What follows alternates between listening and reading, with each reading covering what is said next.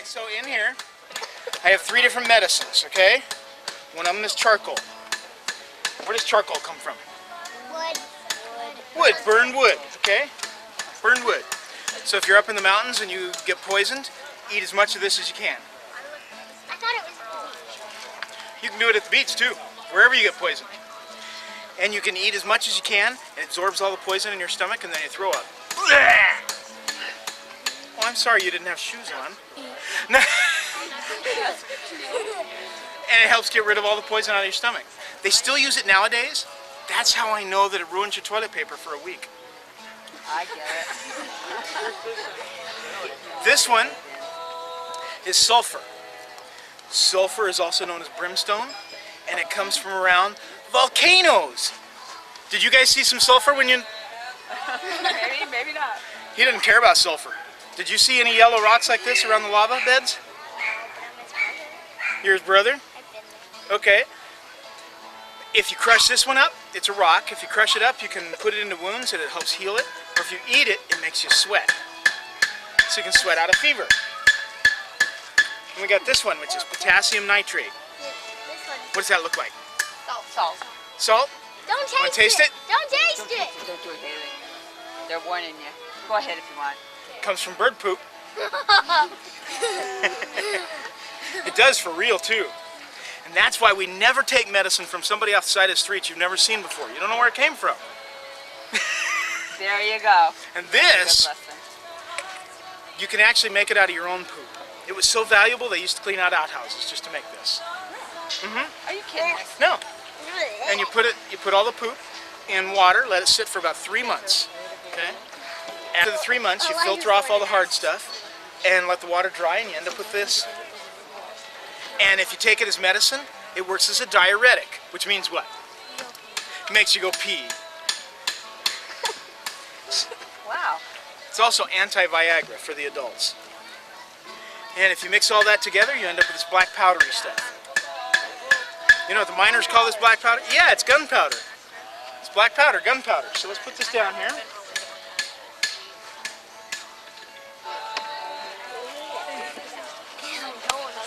Now we don't have to move back until he puts it back. No, until he puts it back.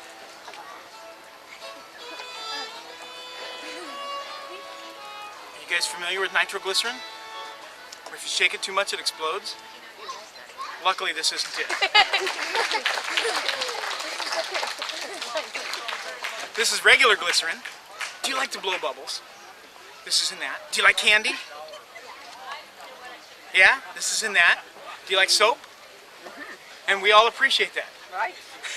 It's in a lot of the soaps, and if you eat enough of this, it works as a laxative. Makes you go poop. So let's put some of this here.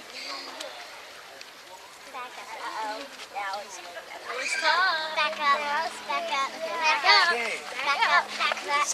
So far, I've taught you how to throw up, how to sweat, how to pee, and how to poop, right? Now I need somebody's blood. That's why they backed up. No, I'm teasing.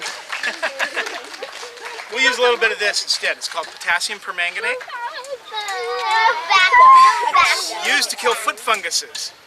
And you're not supposed to mix this with these. Okay. Should we try it? Yeah! Okay, now you can step back a step. Okay, here we go.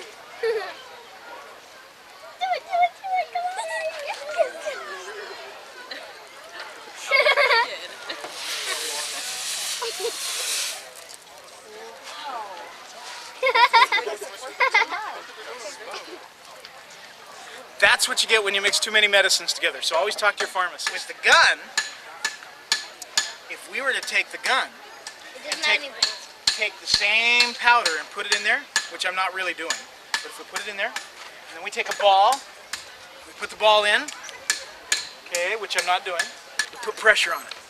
Ram it all down there. It's got all kinds of pressure. Now it's ready to explode if it has it, if somebody calls it the right name. Stupid head. Stupid head. Wrong name, huh?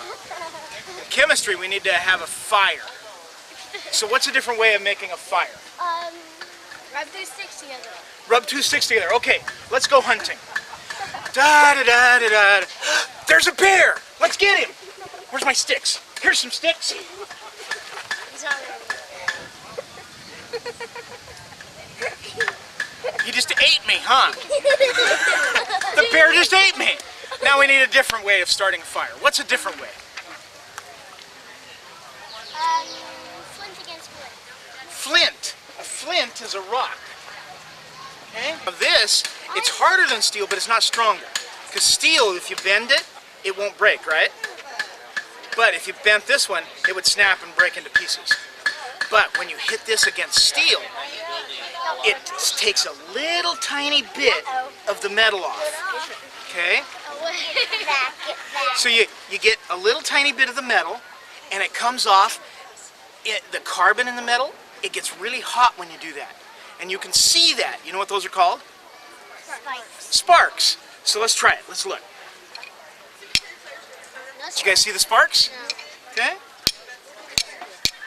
It's easier to see it. So that's how you can get sparks. So let's go hunting again. Da da da da da. You guys want me to hit my gun with a rock and kill the bear? Now that's a trick question. You guys know Captain Jack Sparrow? Okay, when he gave me his gun, he left the rock on it. See, there's the rock and there's the steel. Is it loaded?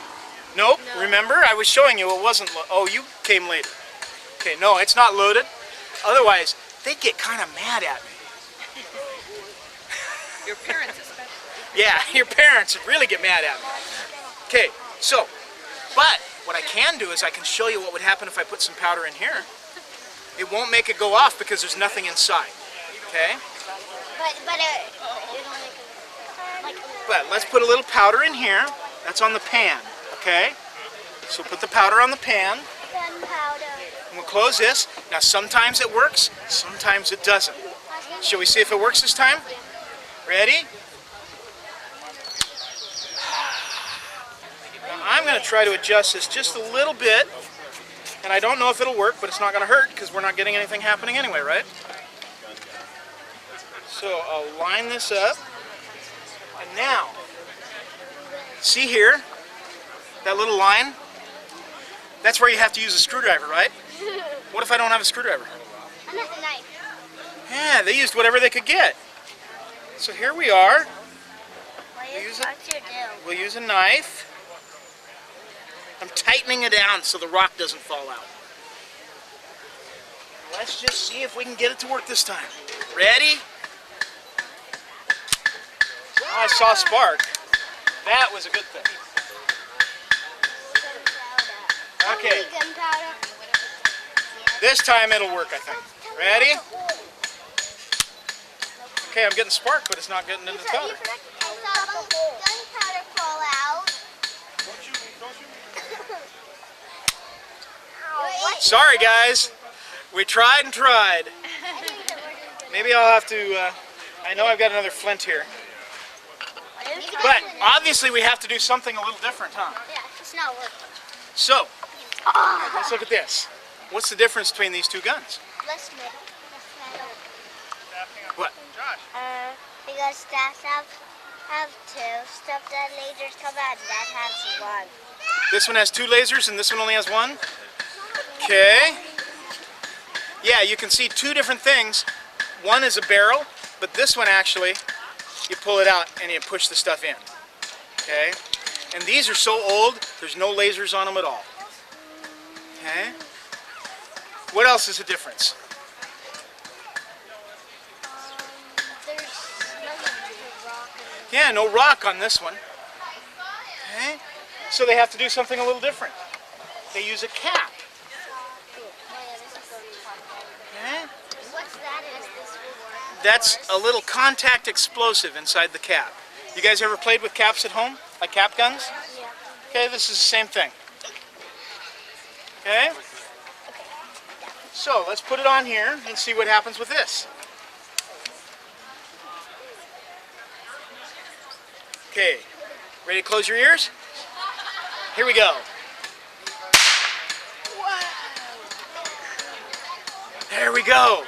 Now, remember the Civil War? Where the North was fighting against the South? They had guns like this. It would take 20 seconds to load a gun if you were really fast.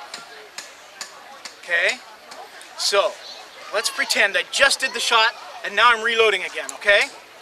Here we go. They're shooting at me, they're shooting at me, they're gonna get me, and they're gonna explode things, and we gotta put the ball in there, and they're gonna really get me, and they're going, oh no, and I have to run this down there, and oh man, I'm scared, oh, and I get this all down there, and I put the well, that was 10 seconds. Well, you forgot to put that in the way. You missed it. Uh-oh. So if I shoot it, what's gonna happen to that? It's gonna come out. It's gonna go flying out and hit the other guy. Well, that's great if I'm trying to get the other guy, but what about the next time I try to load? That makes it hard, huh? So yeah, pull it back. So they had to come up with something a little better.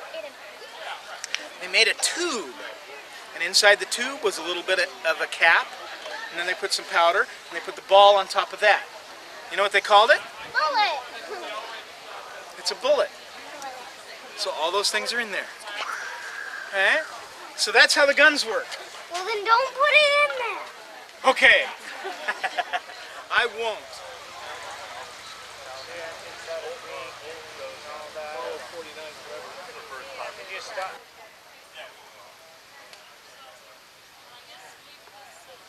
Disaster upon disaster. Anyway, while they were out on the plains, the government came to them and said, we would like you to conscript a battalion of 500 men, volunteers to go and fight the war in Mexico. And some of them were, hey, where was the government when we were being driven out of our homes by a mob? But their leaders said, you need to go and volunteer. It'll help us as a people because the money that you will be paid will help more of our people to get across the plains. So they went and they basically did the longest military march in U.S. military history.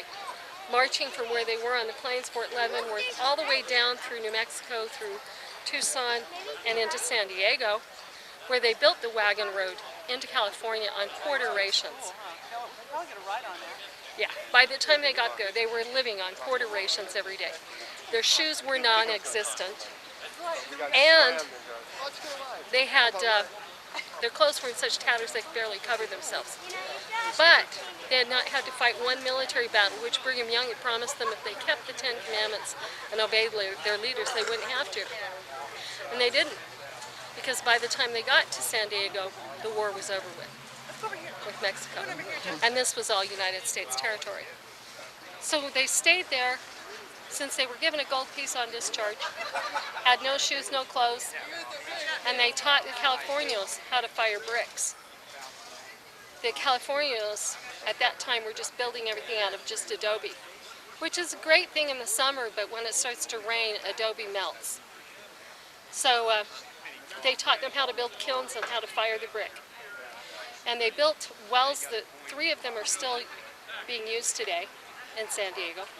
Then they worked their way up the coast, ended up in Yerba Buena, heard that Sutter needed qualified craftsmen and workmen, so they came to work for John Augustus Sutter and ended up here helping to build the sawmill. And were here when gold was discovered. That was in January. They're not going to go home at that point across the plain or across to Salt Lake City because they couldn't cross in the wintertime. They had to wait until springtime. When springtime came, even at that, they didn't want to go the traditional wagon route because that meant crossing the Truckee River about 20 times. So they built the wagon road out of California, which the 49ers used to come into California to get gold. They, over some of the areas, they literally had to carve the road out of rock, which meant building a bonfire on the rock so hot with pine trees that the rock would crack. And then they'd get in and pick the rock out to make the road. On those days, they could only make 1 mile a day of road. But they literally hewed the road that is still in existence today. Parts of Highway 89 are that road. That's basically in a nutshell the story of the Mormon Battalion. They didn't have very many women with them. When they originally left Fort Leavenworth, they had women and children, but most of the women and children ended up in a Sikh detachment that went to Pueblo. Interestingly enough, it was the Sikh detachment that went to Pueblo that learned from the Pueblo Indians how to irrigate crops, which is how they survived. When they got to Utah, they taught the Mormons in Utah how to irrigate crops.